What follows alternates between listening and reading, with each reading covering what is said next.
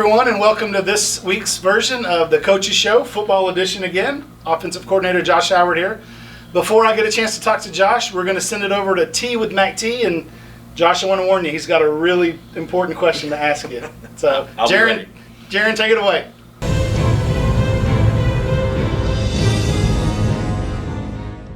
How long have you been offense coordinator?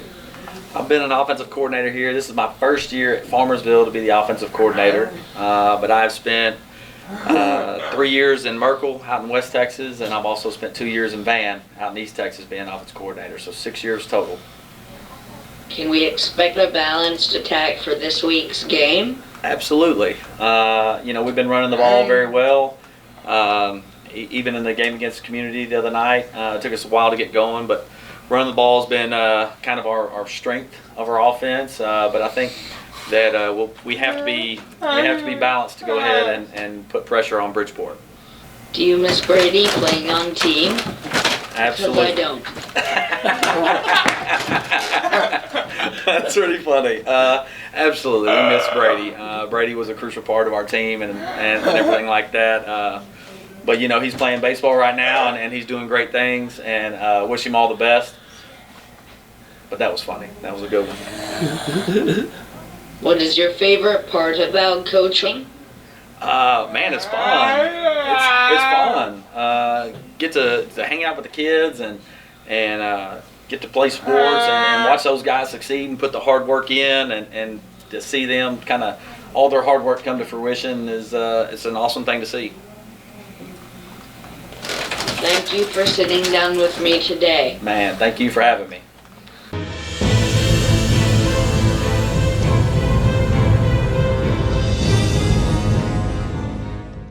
Thanks, Jarren, for those hard-hitting questions. Absolutely. Josh he still was willing to come in and answer them, or talk to me, so a pretty good job there, Jarren. Appreciate that, Jarren. So, Josh, let's talk about, I guess we're 4 weeks into the season, or 4 games in, 5 weeks including the bye week. You're calling plays now, got that responsibility. I know you've done that in the past, had some success on teams that went into the playoffs. How has that changed? Like from when you did it then till now, has schemes changed? Has your maybe your approach changed? I mean, what's different? Not really. I've been offensive coordinator in Merkel out in West Texas, and we were anything from the split back veer to, then we started to kind of get into the shotgun and get into the spread, which is something that I played in college and things like that. It kind of evolved when I went to Van out in East Texas, and we had some success out there. And really the only difference here is it's my hometown. So you want to make the hometown, kind of proud of you guys and what we put out on the field. And that's really about it. Good. Well, let's talk about this particular team then. Had some ups and downs as far as, injuries and having to change strategies and almost change the whole offense from week to week. How has that progression gone? I mean, how have the guys been able to transition? Have they done a good job of doing what you wanted them to do from each week? Absolutely. It has been a roller coaster for sure. I mean, when you go into the first game and you've got your whole game plan ready and your quarterback goes down in the second series, then you kind of come in and you kind of change everything to Jarren, and man, I mean, to throw him into the fire like that. And it looked kind of sloppy, but he did an amazing job. We worked the very next week, and he comes out and he worked that thing to perfection. Yep, looked great. And now we're kind of, we're getting both guys. We're kind of utilizing them both. But to have Caden back, you got your whole arsenal of plays back, and we're where we should be. Well, so when you worked through that adversity, and those guys, like you had mentioned, Draylen kind of getting thrown in like that, and then Caden kind of sitting on the sideline and really watching and learning in a completely different way. For you as a play caller and coordinator, you've kind of got 2 weapons to play with in district now, right? Absolutely. And so you can, depending upon who you're going against and what kind of scheme they run, you've got more options than you had really at the beginning of the year. Absolutely. With Jarren, he's more of your runner.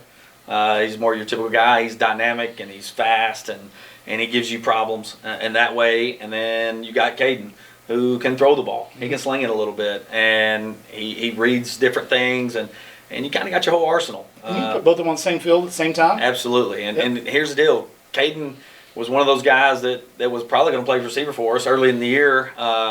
and he can still go out there. And he's probably got some of the best hands on the team, so he may catch a pass. So, so you just never know what we'll do for you. It's nice to have that if you Absolutely. need it. Just Absolutely. having that many options. So, let's talk about position groups here. The offensive line. They're young. At the beginning of the year, they were really young. Now they've got 4 games of experience, and for some of them, that's all they have is 4 games of experience. Absolutely. How are they coming together? How are they gelling? And how important are they going to be for the success you guys have as we move into the district? Everything we do is going to be revolved around those guys. Yes, they're young, and Coach Williams is doing a great job with those guys. We got 3 sophomores on the offensive line. It's kind of typically unheard of in the 4A ball, but those guys are starting to evolve. They're starting to click. And this week was one of our better weeks of practice with those guys. So, we're looking for some great stuff against Bridgeport. Good. Well, let's talk about Bridgeport then. First district game, home opener here. Looking to get back above 500, 2-2 right now.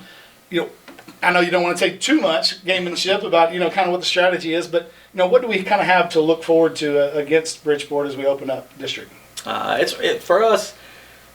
We got to get back down to basics. We had some miscues against community, and we got kind of sloppy.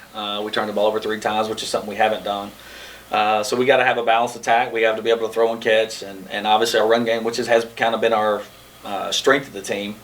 But we're going to get back down to just to our basics, be us, and I think the game will take care of itself.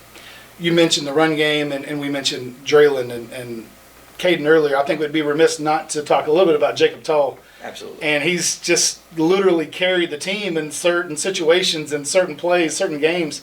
How much does that team really depend on him on the offensive side of the ball, and how important is he to the group? Currently he's our offensive MVP. Yeah. If you watched last week, we didn't have a lot of sparks, but that guy ran for 130 yards. He was our leading receiver. He's got the most touchdowns on the season.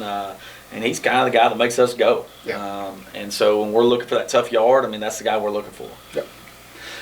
Josh, thanks for joining us. For those of you at home, thanks again for joining us for this week's version of the Coaches Show. The district opener this week at 7:30 at home, correct? Absolutely. Against 2-0 at home. That's right. 2-0 at home. Looking to stay undefeated on the season. So you guys come on out at 7:30 on Friday and join us if you can. If not, then go to YouTube to FHSAV and click on subscribe there, so that way you'll get notifications whenever we have live events like this weekend's, this Friday's football game. So again, Josh, thanks for joining us. Appreciate it. And go Farmers.